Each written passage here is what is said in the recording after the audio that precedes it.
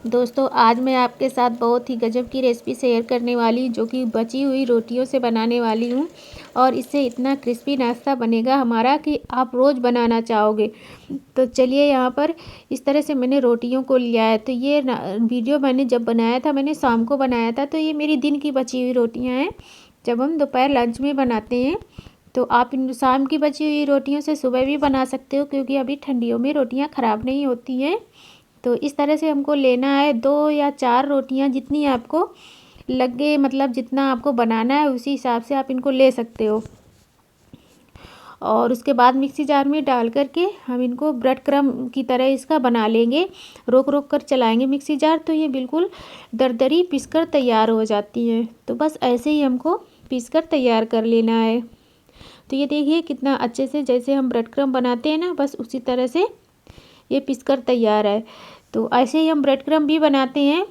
तो आज मैं बची खुची चीज़ों का ही इस्तेमाल करने वाली हूँ यहाँ। और कुछ सब्जियाँ काट कर रखी हैं।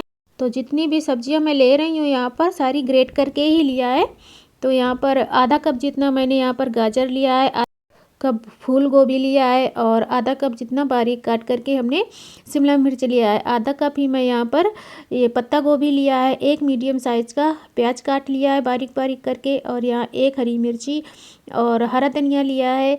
और यहाँ पर एक उबला आलू बड़े साइज़ का मैंने कद्दूकस कर लिया है। आपके पास उबला हुआ नहीं है तो आप कच्चा भी ग्रेट करके डाल सकते हैं इसमें, और भी टेस्टी नाश्ता हमारा बनेगा। आधा कप जितना यहाँ पर मैंने चुकंदर ग्रेट करके लिया है। थोड़ी सी हल्दी पाउडर डालेंगे और आधी छोटी चम्मच जितना जीरा पाउडर डालेंगे। स्वाद के अनुसार नमक डाल देंगे, और यहाँ पर 1 चम्मच जितना यहाँ पर आमचूर का पाउडर डाल देंगे, और थोड़ा सा यहाँ पर काली मिर्च का पाउडर डाल देना है। बस इतने ही मसाले हमको इसमें डालने हैं, ज़्यादा नहीं डालने हैं। और इस तरह से अगर आप ज़्यादा तीखा पसंद करते हैं तो कुटी हुई लाल मिर्च भी डाल सकते हैं, कुटी हुई या पिसी हुई, जो भी आपको पसंद हो। तो मैंने यहाँ पर हरी मिर्ची सिर्फ एक ही ली है। और इस तरह से सारी चीज़ों को अच्छे से मिक्स कर देना है। आपके पास जो सब्ज़ी ना हो उसे स्किप भी कर सकते हैं। तो इस तरह से देखिए इनको अच्छे से मिला लेना है। अब यहाँ पर मैं ब्रेड क्रम्ब डाल रही हूँ। जैसे हमने रोटी का क्रम्ब बनाया है ना, ऐसे ही मेरे पास 2 ब्रेड रखे थे, जो कि जैसे ब्रेड आते हैं ना, तो आगे पीछे का जो बच जाता है ऊपर नीचे वाला, तो उनको कोई नहीं खाने पसंद करता है, तो उनको मैंने ब्रेड क्रम्ब की तरह पीस लिया। अगर हो तो डाल दीजिए, इससे ना ये इसका जो मॉइस्चर होगा, गीलापन होगा, वो अच्छे से सोख लेगा। अगर नहीं है तो आप रोटी का क्रम्ब भी डाल सकते हैं। जो हमने बनाकर तैयार किया है ना, इसको डाल देंगे तो ये जो इसका मॉइस्चर होगा सब्जियों का सोख लेगा। तो इस तरह से हमको टिक्कियाँ बना लेनी है इसकी। अब मैं इसको टिक्की शेप में बना रही हूँ, या फिर आप सिलेंडर शेप में, जो भी शेप बनाना चाहो बना सकते हो। तो मैं इनके इस तरह से वेज कटलेट बना रही हूँ। तो बस इस तरह से बना लिया है। अब इधर एक बाउल लिया है, बाउल में मैंने यहाँ पर 3 से 4 चम्मच जितना मैदा लिया है, 3 चम्मच जितना, और यहाँ पर थोड़ा सा नमक डाल दिया। अगर आपके पास मैदा नहीं है तो आप गेहूं का आटा या फिर कॉर्नफ्लोर या अरारोट कुछ भी ले सकते हो। और इस तरह से थोड़ा सा पतला सा घोल बना लेना है, ज़्यादा पतला नहीं करना है। मैंने यहाँ पर बनाया था, थोड़ा थोड़ा करके ही पानी डालना है, नहीं तो इसमें लम्स पड़ जाते हैं। थोड़ा थोड़ा करते करते थोड़ा सा ज़्यादा ही पतला हो गया था, लेकिन कोई दिक्कत नहीं है। दिक्कत इसमें क्या आती है, जब ज़्यादा पतला हो जाता है इस तरह से, तो वो आगे मैं आपको बताऊँगी। तो बस मैंने ऐसे ही लिया है, इसमें मैंने अब दोबारा कुछ नहीं डाला है। ये जो हमने रोटी का क्रम बना कर रखा था, इसी में मैंने जो आपको बताया कि 2 ब्रेड का मैंने क्रम बना लिया था, तो 2 से 3 चम्मच मैंने सब्जियों में डाल दिया था, ताकि उनका मॉइस्चर ख़त्म हो जाए, कम हो जाए मतलब। और यहाँ पर जो बचा है मैं इसमें रोटियों के साथ मिक्स कर रही हूँ। तो अगर आपके पास ब्रेड नहीं है तो आप स्किप कर दीजिए, केवल रोटी का ही क्रम बना लीजिए, थोड़ा सा ज़्यादा बना लीजिए, तो दोनों ही चीज़ों के लिए हो जाएगा।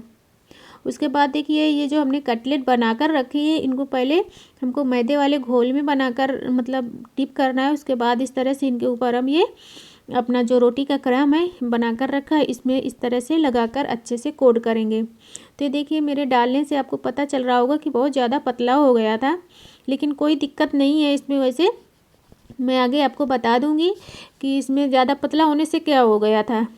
तो बस इस तरह से हमको इनको कोट कर लेना है। तो ये देखिए इस तरह से हमने कोट कर लिया है। अब हम क्या करेंगे कि एक पैन रखेंगे, इस तरह के पैन में बनाएंगे तो ज़्यादा अच्छे से बनता है। तो ये देखिए तेल हमारा जब अच्छे से गर्म हो जाए तभी इनको डालना है। और इस तरह से डाल करके हम इनको अच्छे से तेल गर्म होने के बाद इसके बाद लो कर देना है, मीडियम टू लो कर देना है, ताकि ये अच्छे से इनको हमको दोनों तरफ से क्रिस्पी करने तक सेकना है ना। जो हमने रोटी का क्रम बनाया है, ये रोटी का क्रम जैसे ही पकेगा अच्छे से मीडियम फ्लेम पे तो बहुत ही क्रिस्पी हो जाता है। तो मैं आपको बता दूं कि जो ये मैंने मैदे का घोल बनाया था ना, तो ये बहुत ज़्यादा पतला था। तो ये जो हमने रोटी का क्रम बनाया है अच्छे से चिपक नहीं रहा था, मतलब चिपका है लेकिन बहुत अच्छे से नहीं चिपका है। तो ये जो एक दो दाने दिख रहे हैं आपको तेल में, इस तरह से छूट रहे हैं। अगर अच्छे से चिपक जाते तो ये भी एक भी नहीं छूटते, लेकिन कोई दिक्कत नहीं है, हमारा नाश्ता वैसे भी क्रिस्पी ही बनेगा। और इस नाश्ते की एक ख़ास बात ये है कि इनके अंदर तेल नहीं जाएगा। जो हमने कोडिंग की है ना रोटी की, तो रोटी के ऊपर ही रहेगा, अंदर से हमारी सब्जियां पक जाएंगी लेकिन इनके अंदर तेल भरता नहीं है। तो इस तरह से सेलो फ्राई करके बनाएंगे ना तो ये ज़्यादा अच्छे बनते हैं इस तरह से। और क्रिस्पी होने तक सेकना, इस तरह से मीडियम टू हाई करना है, ज़्यादा नहीं मतलब हाई में लगाना है आपको। तो इस तरह से दोनों साइड से अलटते पलटते हुए सेकना है। तो ये देखिए इस तरह से एक एक करके पलटेंगे अच्छे से। आपको दिख रहा है जैसे मैं कर रही हूँ, तो जैसे जैसे ये पक रहे हैं ना, एक साइड में इनको करती जा रही हूँ और दूसरे नए इनमें डालती जा रही हूँ, ताकि इनमें पकने में थोड़ा सा टाइम लगता है ना। तो बस इस तरह से हम धीरे धीरे करके इनको पकाएंगे और पका करके तैयार करेंगे। आप यकीन नहीं मानेंगे दोस्तों, ये नाश्ता कितना गजब का बना था। और इसको ना बच्चों को भी आप दे सकते हैं, सुबह शाम की चाय के साथ बना सकते हैं। इस तरह से ये देखिए क्रिस्पी बढ़िया सा कलर आ जाए तब तक इनको सेकना है। और इस तरह से देखिए हमने सेक कर तैयार किया है, तो आपको दिखा रही हूँ। ऐसे ही हमको सारे भी सेक कर तैयार कर लेना है, बस डालते जाना है जितना आपको, इस तरह से पलटते हुए जितनी जगह खाली होती जाए उतना डालते जाना है इनमें। और बस गैस की फ्लेम को ध्यान रखना है हमको कि मीडियम ही रखनी है, नहीं तो ये जल जाएंगे फिर और ये फिर खाने में अच्छे नहीं लगेंगे। तो इस तरह से देखिए बनाना है। तो ऐसे ही हम सारे बनाकर तैयार कर लेंगे। ये देखिए हमने वेज कटलेट बनाकर तैयार कर लिए हैं और ये इतने क्रिस्पी बने हैं कि आपको मैं क्या बताऊं। इस तरह से देखिए ऊपर से क्रिस्प, अंदर से सॉफ्ट और खाने में एकदम लाजवाब स्वाद आएगा। ना ज़्यादा मसाले पड़े हैं इसमें और ना ही ज़्यादा मतलब इनको बनाने में दिक्कत है। बस सब्जियां आपके पास जो उतनी डाल देनी है और उतनी ही सब्जियों से आप इसको बनाकर तैयार कर सकते हैं। तो दोस्तों आज की रेसिपी अच्छी लगी हो तो लाइक करना, चैनल पर नए हैं तो सब्सक्राइब करना। मिलती हूँ नेक्स्ट वीडियो में। Thank you.